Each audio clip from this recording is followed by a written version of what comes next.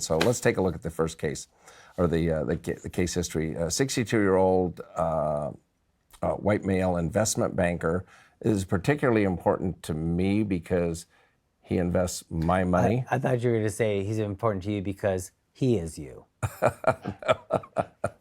This is somebody that I find dear to my heart, otherwise known as It's me. Me, no. Yeah. But he's got your money. That's more important. He's got the money. That's more important than me. He's all about the money. Avid outdoorsman, rifle hunter, bow hunter, downhill skiing, golfer, runner. I mean, guys. God, I'm exhausted. Jesus. Does he do it all at the same time? Usually in spaced repetition. Yeah.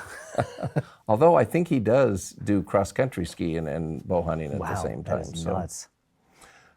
Complains of significant blur while performing his job, which is investment banker, and working on his computer. Frustrated because of the lack of results with treatment. So we're going to go the whole case history. It's a long one. Could no longer see animals while hunting. Now, this was probably the biggest thing that he had. He figured, I can take frequent breaks at work, I can put drops in, I can do things like that to see the numbers. But if I can't see the animals while I'm hunting, if I have a decrease in contrast sensitivity, that's bad. Yeah, that also becomes a safety issue for the public. If he's out there hunting and it's like he doesn't see the animals and he's shooting, yeah, no. Yep. I'm scared. Also couldn't track a golf ball. How many times you have patients with dry eye say, I just can't, in the first 9, I can see the ball. Right. By the second 9, I can no longer follow the ball. No, my favorite too, though, is that like I golf with so-and-so, they see the ball, right? They can all see the ball. And I'm like, well, good for them, You say, oh, they're my patient too, and they were compliant. Yeah. Don't even get me started about we won't digress on this one yet. Okay, so let's take a look at the patient. Ocular history. He had been a minus 275, minus 50, then a minus 250, minus 50 in the other eye, correctable to 20/20. Had worn extended contact lens for 30 years and had experienced a decrease in wearing time and comfort after multiple lens brand changes. So change in materials, change in brands, changing modalities. Still, he had a decrease in wearing time. I know we're running up on time here, and this case is just actually extraordinary. But Doug, do you find that, especially with like ocular surface disease, that there's a significant improvement in changing your contact lens patients from monthly to biweekly to daily? Short-lived. Yes, I totally agree with you. Very short-lived. For those of us that have been doing this a long time, and I get it. I mean, I think in a perfect world, a daily contact lens would be great. But this is a thin piece of plastic that's sitting on top of the eye. It's inducing those inflammatory mediators that we keep talking about.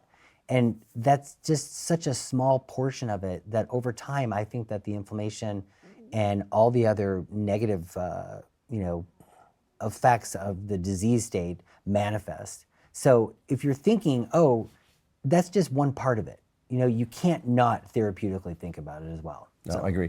And while we're digressing, we'll just take a step back in time and say all of us that are practicing today grew up with contact lenses. There's been contact lenses around for everybody that's currently in practice. What if there wasn't? And now somebody came up with this idea, knowing what we know about cornea, and came up with this idea, we're going to put a piece of plastic, a thin piece of plastic over the cornea.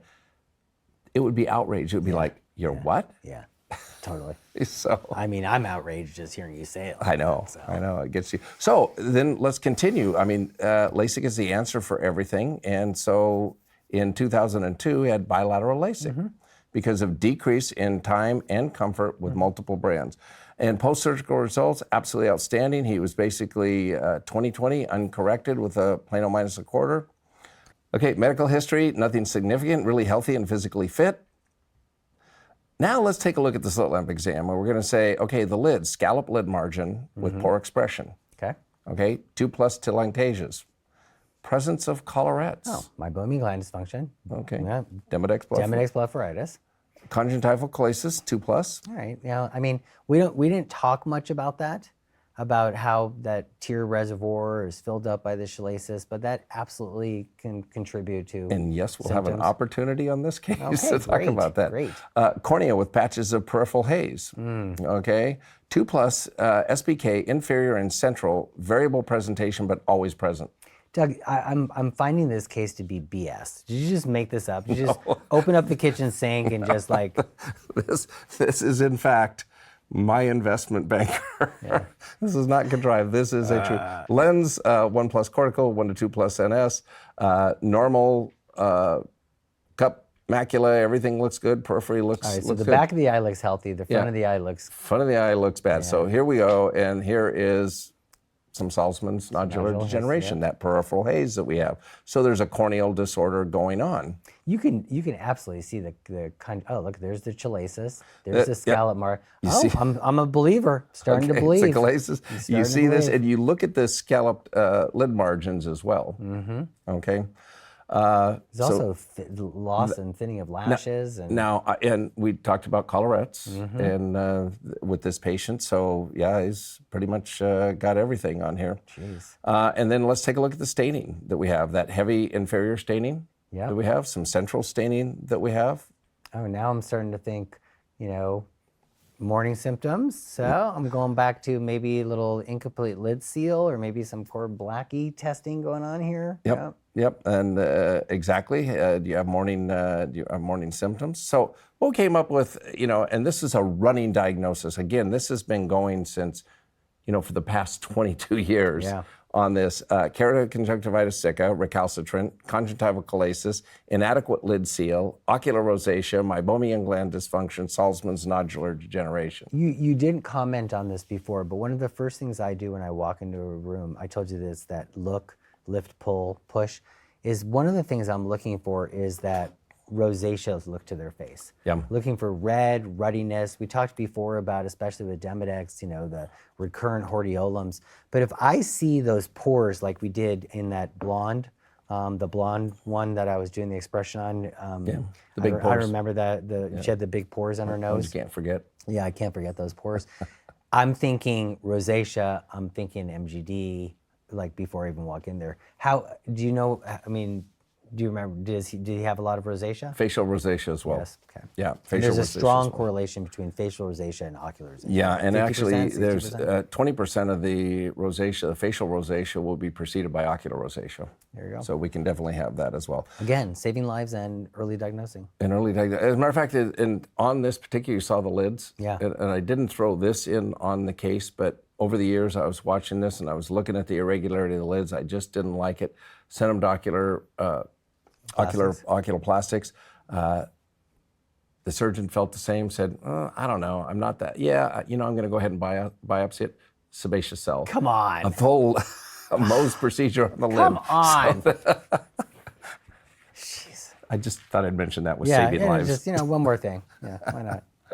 So, like I said, this is absolutely. If you tell me that this guy went into AFib or something, you had to resuscitate him when he was in your chair, No.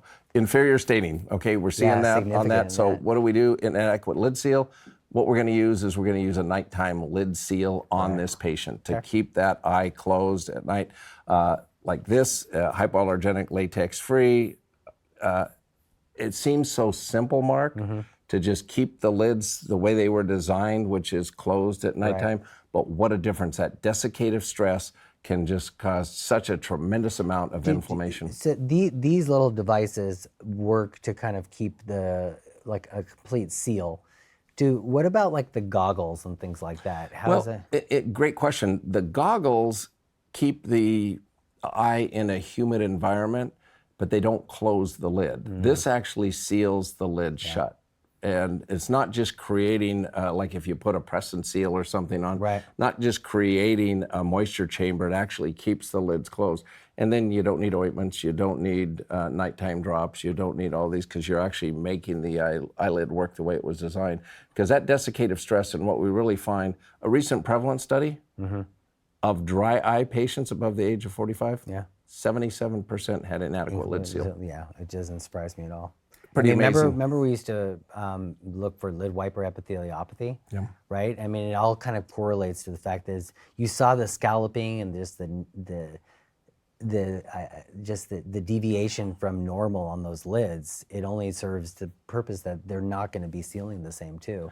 Well, But what's nice about these two is the transportability of them, the fact that you throw these in your bag, you carry them with you, the goggles and things like that. It's all about adherence. Patients don't adhere to things that become, just kind of cumbersome. So. And these are something that you can offer in your practice. You can sell in the practice. It's a date. With it just helps people sleep because their lids are tight. Yeah, their lids are tight. They sleep tight. They sleep right. They sleep right. Yeah, exactly. So, anyway, taking care of that is going to be super important. Okay, previous incurred treatments. Okay, cyclosporin began in 2005. Yeah.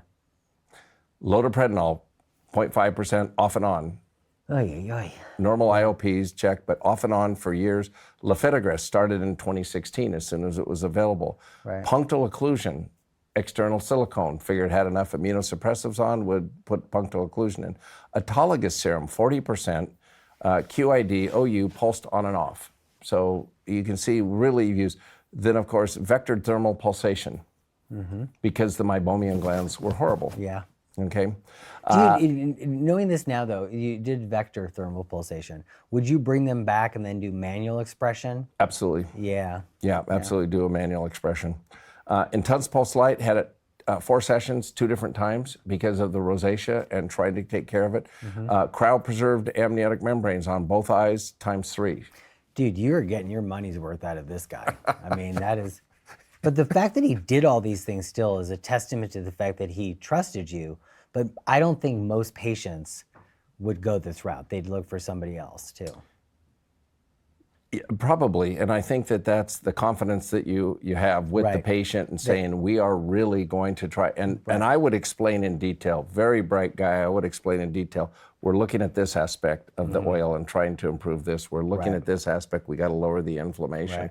Really, it was, in the then corneal nerve testing that we really discovered why he was so. So dental floss corneal nerve testing, the right eye, 2+ decrease central, 3+ inferior decrease.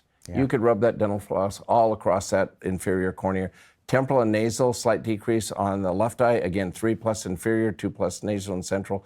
So we saw that decrease. So really start to titrate down. So this is and this speaks to why we do these classes, and that is they're constantly innovation. There's constant research that shows that we're looking at other things. In 2007, in the Dews report, MGD was not even mentioned. By 2017, 10 years later, it was the thing to do and continues to be. In that Barron's report, they actually thought that the lids had no bearing whatsoever on glands. I know. I'm not even going to say Milton Hum and Paul Karpecki were wrong, but let me look in the camera. They were wrong. Amazing.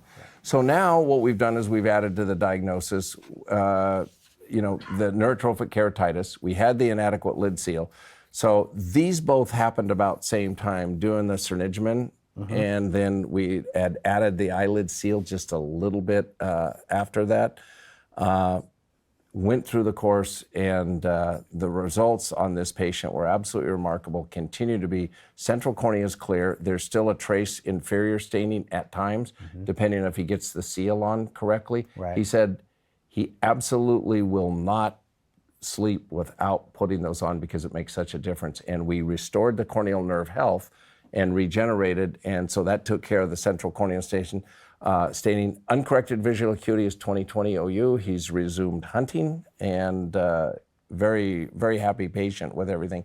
Was really happy to go through this process from the standpoint of that I kept looking. I wasn't going to give up on him. And I think that's the other thing too, is that when you invest in a patient and tell them, I'm going to keep going, and we talk about the new treatments, something that you've done with this patient, I know we're butting up on time, is that, in a perfect world, cyclosporin works on T cells different than lefidogras. Lefidogras is an ICAM, blocker? Mimicker? LFA1 antagonist. Yeah. Right. So it stops the differentiation of the T cell before it even happens. So it happens upstream more so than even cyclosporin. So if you could do both of them together, be phenomenal. And that's a great point. I kind of think of it, and I just do this on a lot of patients. I probably have 20% of my severe patients on both.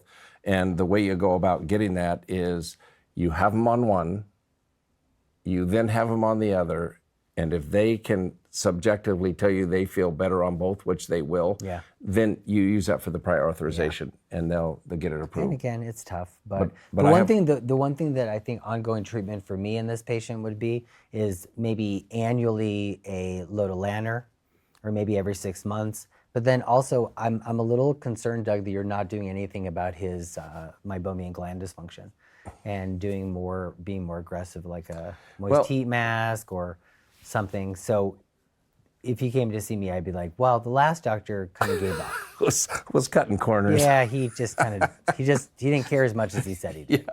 I think he was more concerned about his money than your Yeah, eyes. I mean, was he trying to sell you another IPL? Okay, yeah.